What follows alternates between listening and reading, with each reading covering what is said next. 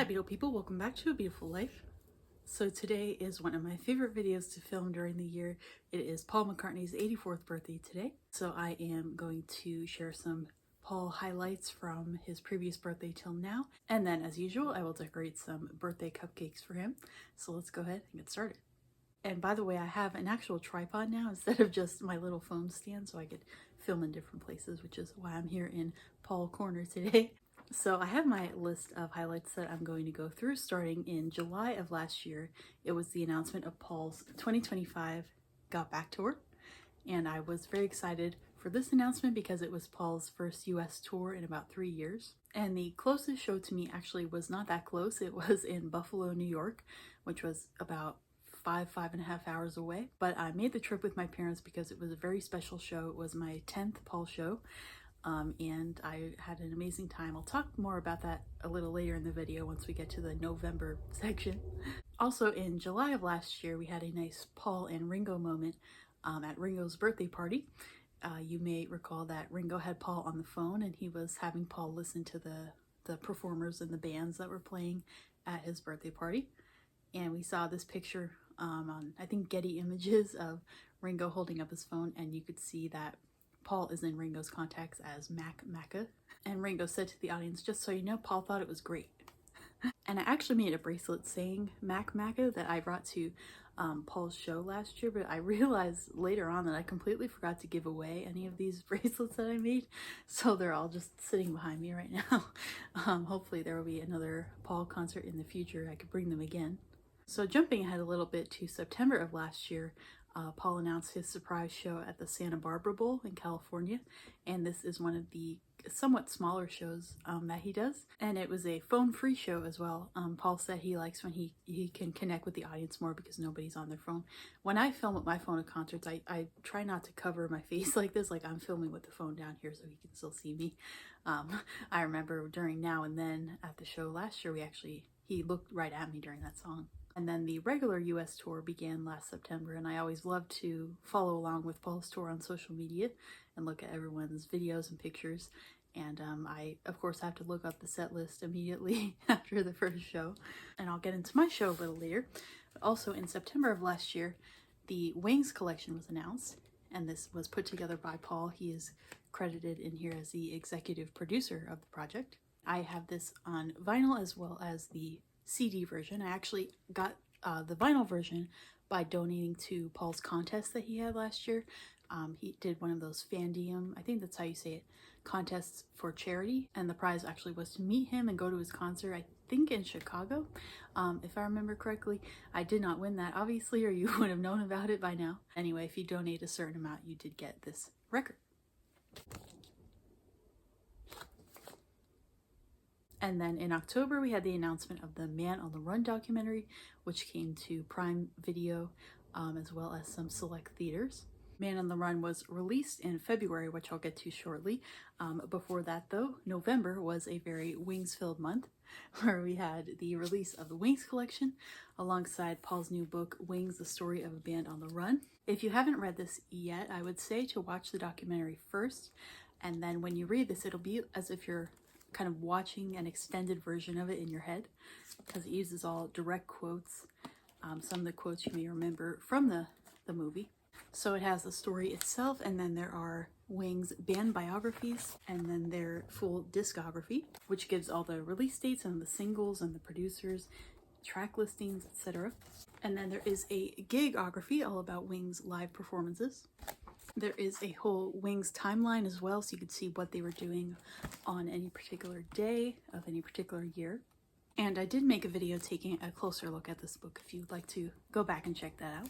And then, of course, the huge Paul highlight of November for me was seeing him in concert. And I have quite a long video with lots of clips from that show if you'd like to see that. But it was an amazing night. I had the soundcheck package, and that was incredible as well. When you attend the soundcheck, you really do feel special, and it's really cool to see Paul in that kind of setting where the stadium or arena in this case is mostly empty, and you get to hear some songs that do not take place during the main show, and it's a little more of a casual experience, and it's a lot of fun. And yes, that was an incredible time, and I made a special sign for my 10th show, but I actually, as I mentioned in the video, got overshadowed by someone next to me because it was his 127th time seeing Paul, and it was my 10th, so oh well. He actually did point out that guy's sign next to me, so maybe he saw mine anyway. But if you want to check out all those concert clips, you could go to that video. In February of this year, we had the release of Man on the Run, and I went to go see this in the movie theater, which was very cool to have a big screen experience like that. I made a video sharing my thoughts if you want to hear all of what I thought afterwards, but like I said, I think the book and the documentary are great companions. And along with the documentary, there's the release of the soundtrack, and this is the Tangerine vinyl version. This was actually gifted to me, so there is that. That is a really nice color.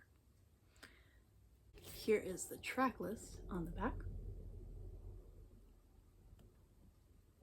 And then also in February, the Rock and Roll Hall of Fame announced their Paul McCartney and Wings exhibit, and I will talk a lot more about that when I visit the exhibit, which is next month. So I will of course be making a video on that for you to check out. Moving along to March of this year, we had the announcement of The Boys of Dungeon Lane, obviously Paul's new album. And there were a lot of clues leading up to this. That's always the fun part of an album announcement. I feel like I keep promoting my videos, but I do have a video talking about the album announcement and all the clues that led up to it, you know, if you want to learn more about that. Paul also had another set of surprise shows in March. That was at the Fonda Theater in Los Angeles, and I actually did enter for a chance to get tickets to that. I was not selected.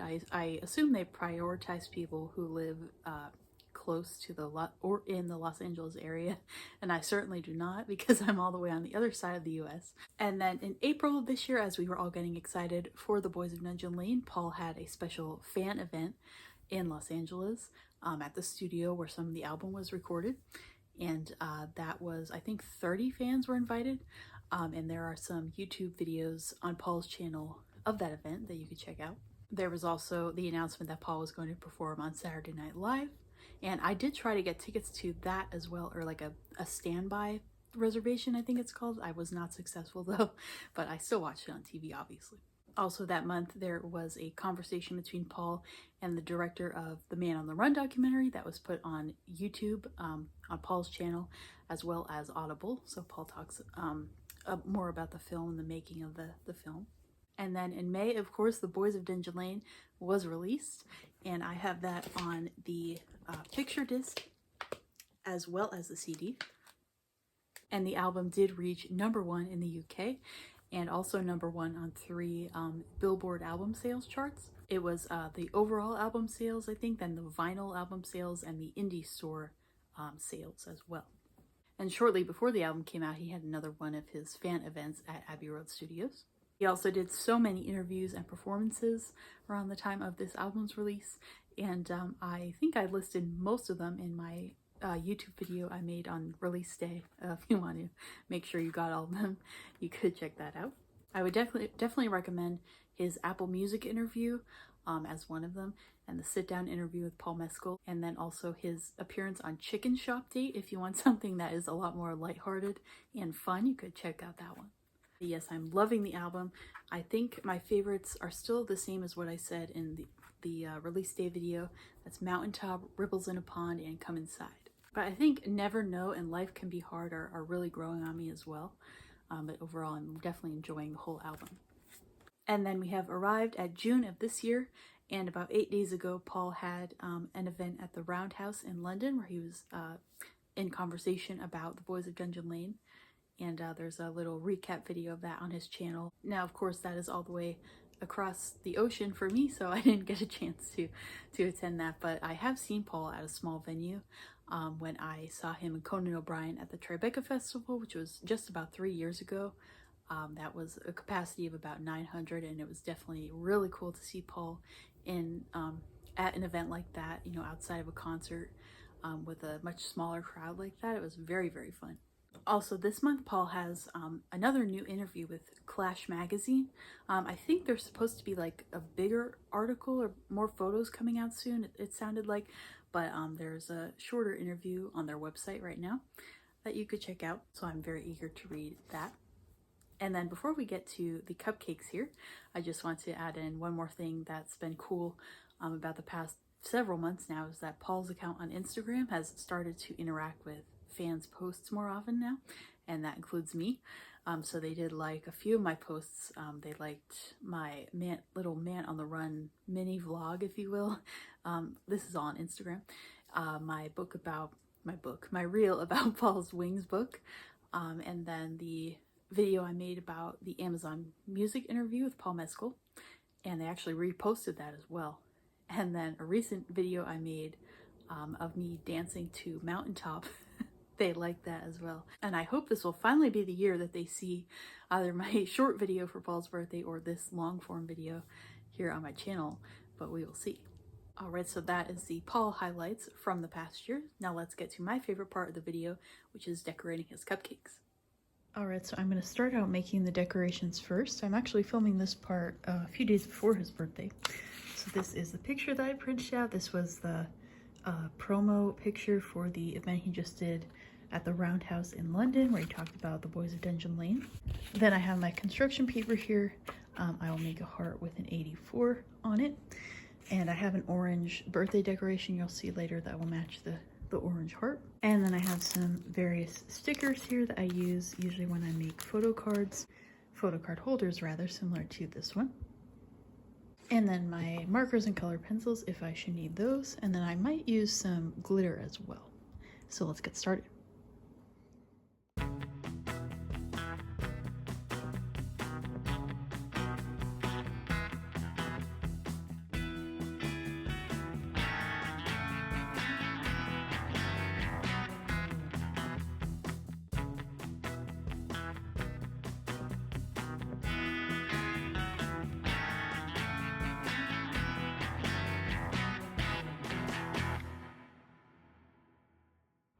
Alright, so here we are back to present day, and those decorations are done over here. And as always, I have my Yellow Submarine Paul plate on my Beatles placemat here. And then the cupcakes, as usual, I will use 3 of them today and freeze the rest for Ringo's birthday that's coming up soon. Then I have this orange happy birthday decoration. It's kind of big, so I'll see if I could place it nicely on 2 cupcakes. If not, I do have some smaller options. And then this interesting curly Q birthday candle here.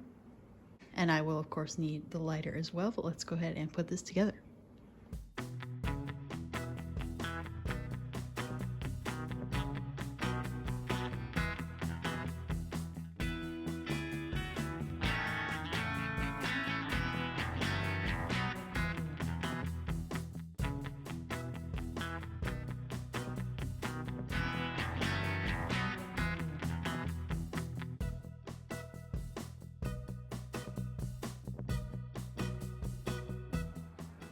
Alright, Beatle people, that is going to do it for today's special video for Paul's 84th birthday.